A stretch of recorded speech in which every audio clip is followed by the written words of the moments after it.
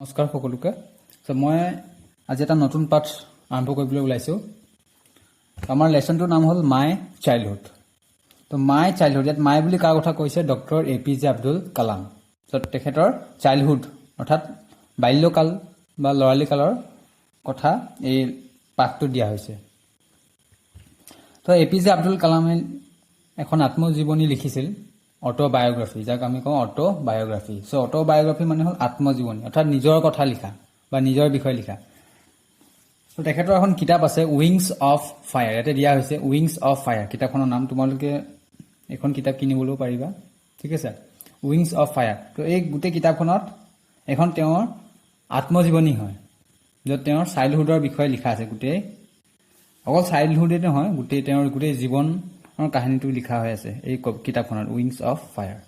তো এই কিতাপখনৰ পৰাই এই চাইল্ডহুড পাঠটো তুলি অনা হৈছে, ঠিক আছে। তো এই লেচনটো my childhood wings of fire সেই আত্মজীৱনীখনৰে এটা অংশ হয়। আমি এতিয়া আৰম্ভ কৰিবলৈ ওলাইছোঁ। তো আৰম্ভ কৰাৰ আগতে আমি প্ৰথমে এইটো চাই লওঁ, before U read.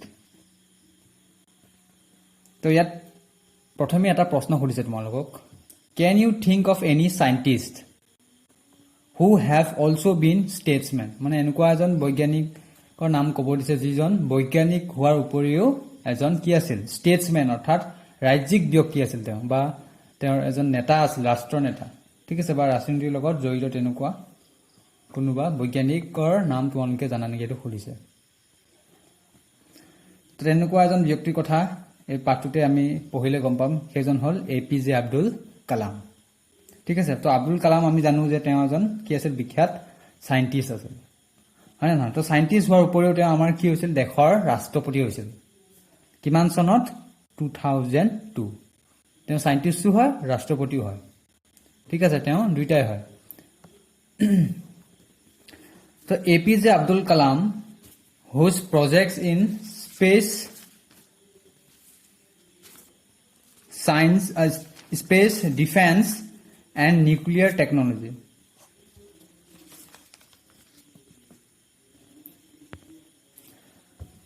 Nuclear technology guided India into the 21st century, became our 11th president in 2002. তো ইয়াত কৈছে APJ আব্দুল কালাম তেওঁৰ কিছুমান প্ৰজেক্ট আছিল, আৰু সেই প্ৰজেক্টবোৰ বিভিন্ন ফিল্ডত আছিল, যেনে স্পেচ মানে মহাকাশত আছিল, ঠিক আছে, প্ৰতিৰক্ষা মানে ডিফেন্সত আছিল, আৰু নিউক্লিয়াৰ টেকনলজি মানে পাৰমাণৱিক প্ৰযুক্তিৰ। তো সকলো ক্ষেত্ৰতে তেওঁৰ অৱদান আছিল, হয়নে নহয়? তো এই তিনিটা ক্ষেত্ৰতে তেওঁৰ কি আছিল? মহান অৱদান আছিল। আৰু এইবোৰ তেওঁ কি আছিল? একোটা প্ৰকল্প আছিল, তো তেওঁৰ প্ৰজেক্ট আছিল।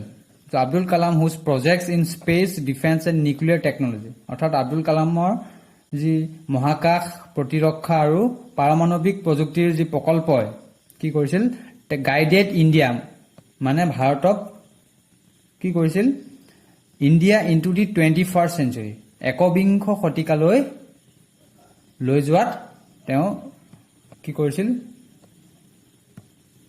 হেল্প কৰিছিল বা তেওঁৰ পথ প্ৰদৰ্শন কৰিছিল।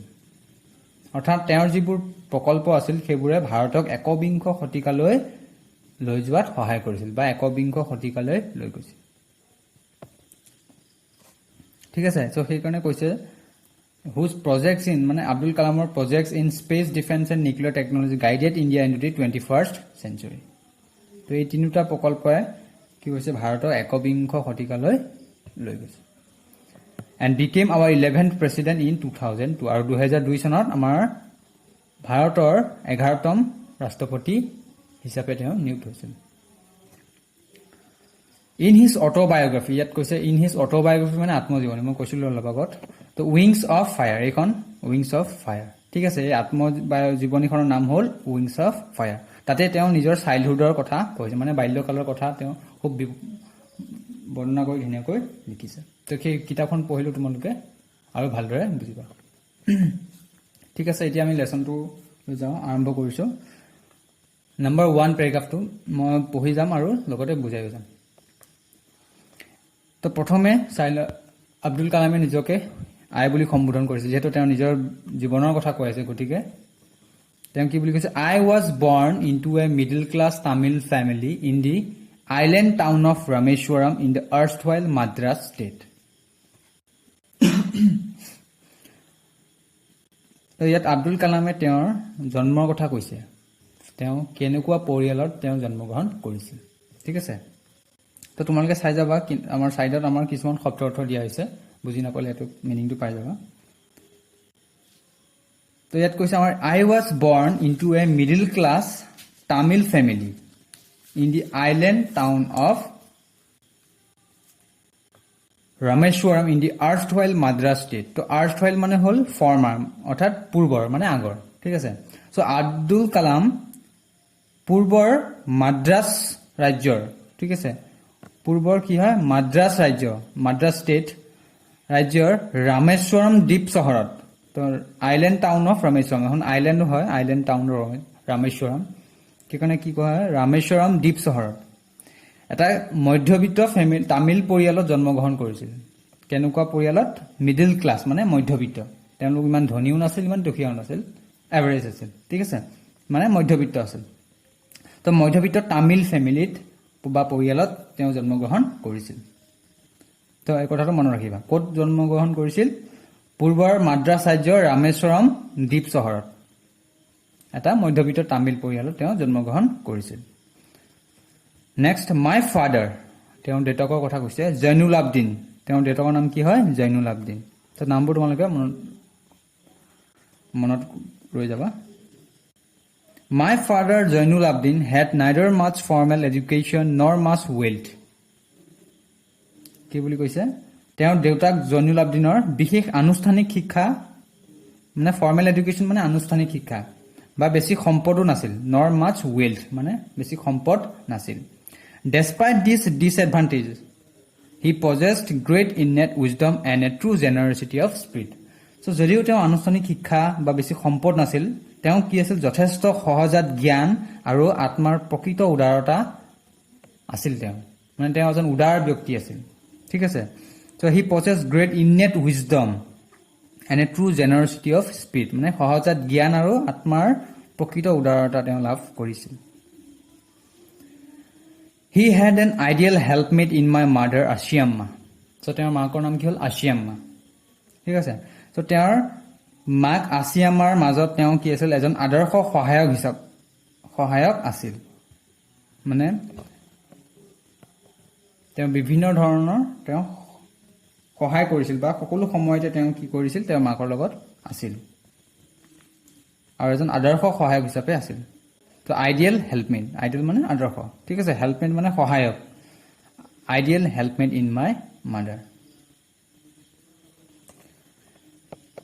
I do not recall the exact number of people she fed every day. তো এতিয়া কালামে তেওঁৰ মাকৰ কথা কৈছে ঠিক আছে সি মানে মাকক সম্বোধন কৰি কৈছে I do not recall মানে তেওঁৰ মনত নাই তো the exact number of people she fed every day মানে তেওঁৰ মাকে প্ৰতিদিনে খুৱাই থকা লোকৰ সঠিক সংখ্যা মানে কালামৰ মনত নাই বা তেওঁ ক'ব নোৱাৰে ঠিক আছে I do not recall the exact number of people মানে সঠিক সংখ্যাটো তেওঁ ক'ব নোৱাৰে যে তেওঁৰ মাকে প্ৰতিদিনে কিমান মানুহক খুৱাইছিল বা ঘৰত শুশ্ৰূষা কৰিছিল But I am quite certain that far more outsiders ate with us than all the members of our own family put together.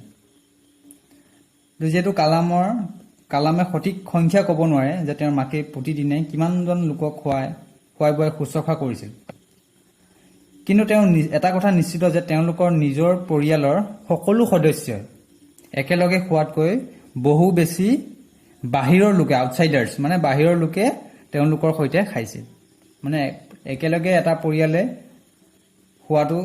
খোৱাতকৈ বাহিৰৰ মানুহবোৰে তেওঁলোকৰ লগত বেছিকৈ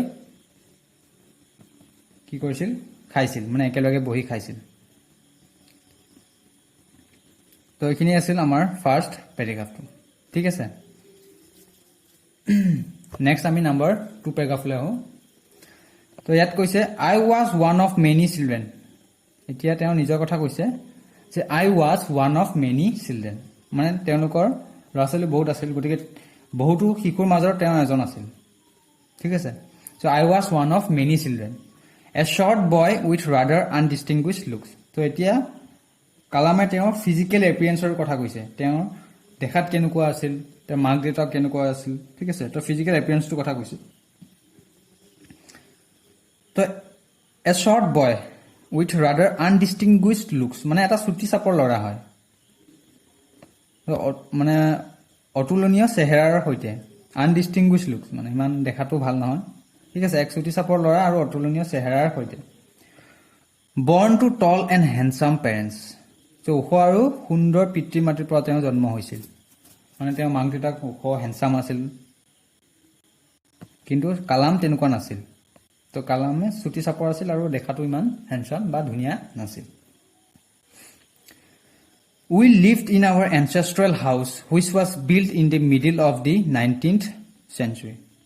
So we lived in our ancestral house, ancestral. মানে তেওঁলোকৰ পৈতৃক ঘৰত তেওঁলোকে বাস কৰিছিল তেওঁলোকে পৈতৃক ঘৰত বাস কৰিছিল which was built in the middle of the 19th century. যিটো ঘৰ 19বিংশ শতিকাৰ মাজভাগত নিৰ্মাণ কৰা হৈছিল which was built in the middle মানে মাজভাগত middle of the 19th century মানে 19বিংশ শতিকাৰ মাজভাগত তেওঁলোকৰ সেই ঘৰটো তেওঁলোকে যিটো ঘৰ বাস কৰিছিল সেই ঘৰটো নিৰ্মাণ কৰা হৈছিল এতিয়া সেই ঘৰটো কিহেৰে নিৰ্মাণ কৰা হৈছিল তাৰ বিষয়ে কৈছে it was a fairly large pucca house মানে পকী ঘৰ আছিল made of limestone and brick on the mosque street in Rameswaram তো ঘৰটো কেনেকুৱা আছিল আৰু ক'ত আছিল সেইটো কথা কৈছে ক'ত আছিল on the mosque street in Rameswaram মানে ৰামেশ্বৰমৰ যি মছজিদ আছে মছজিদৰ ৰাস্তাত চূণশিল আৰু ইটাৰে লাইমষ্টোন মানে চূণশিল আৰু ব্ৰিক মানে ইটা তো ৰামেশ্বৰমৰ যি মছজিদৰ ৰাস্তা আছে ৰাস্তাত চূণশিল আৰু ইটাৰে নিৰ্মিত এটা যথেষ্ট ডাঙৰ পকী ঘৰ আছিল large fairly large pucca house মানে যথেষ্ট ডাঙৰ তেনেকুৱা এটা পকী ঘৰ আছিল আৰু সেই ঘৰটো ক'ত আছিল ৰামেশ্বৰমৰ মছজিদৰ ৰাস্তাত ঠিক আছে মাই অষ্ট্ৰে ফাদাৰ তো অষ্ট্ৰে মানে হ'লে দিয়া হৈছে চিম্পল মানে সাধাৰণ আৰু ষ্ট্ৰিক্ট এণ্ড চিভিয়াৰ মানে খুব কঠোৰ মানে তেওঁৰ দেউতাক কেনেকুৱা আছিল সাধাৰণ মানুহ আছিল আৰু কঠোৰো আছিল my austere father used to avoid all inessential comforts and luxuries মানে তেওঁৰ কঠোৰ দেউতাকে কি কৰিছিল সকলো অপ্ৰয়োজনীয় আৰাম আৰু বিলাসিতা কি কৰিছিল ত্যাগ কৰিছিল বা পৰিহাৰ কৰিছিল তেওঁলোকে ইমান বেছি আৰামতো নাছিল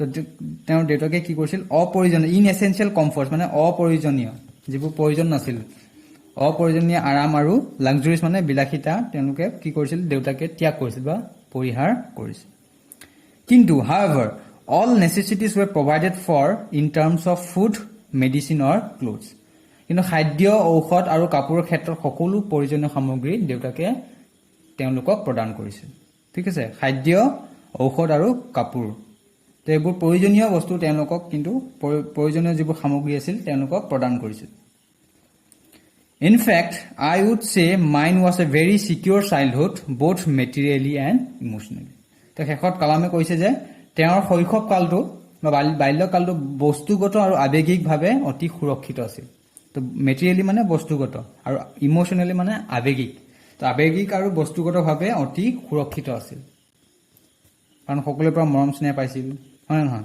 ঘৰত যিখিনি প্ৰয়োজনীয় সুবিধা দেউতাকে দিছিল যদিও ইমান আৰামদায়ক নাছিল তথাপিও প্ৰয়োজনীয়খিনি দিছিল সেইকাৰণে তেওঁৰ শৈশৱ কালটো বস্তুগত আৰু আৱেগিকভাৱে অৰ্থাৎ মেটেৰিয়েলি এণ্ড ইমোচনেলি বহুত ষ্ট্ৰং আছিল বা বহুত চিকিউৰ আছিল সুৰক্ষিত আছিল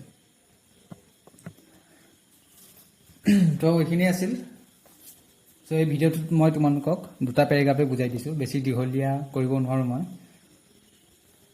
তো মই দুটা পেৰেগ্ৰাফতে ৰাখিছোঁ আৰু বাকী পেৰেগ্ৰাফকেইটা মই অন্য ভিডিঅ' এটাত তোমালোকক দিম বনাই তো তোমালোকে এই পেৰেগ্ৰাফটো ভালদৰে চাবা আৰু ভালদৰে বুজিবলৈ চেষ্টা কৰিবা কি কৈছে ঠিক আছে ইয়াৰ মাজৰ পৰাই তোমালোকৰ শ্বৰ্ট কুৱেশ্যনবোৰ আহে তো তোমালোকে চাবা ভিডিঅ'টো ভালদৰে ঠিক আছে মই ভিডিঅ'টো ইমানতে সামৰণি মাৰিছোঁ নমস্কাৰ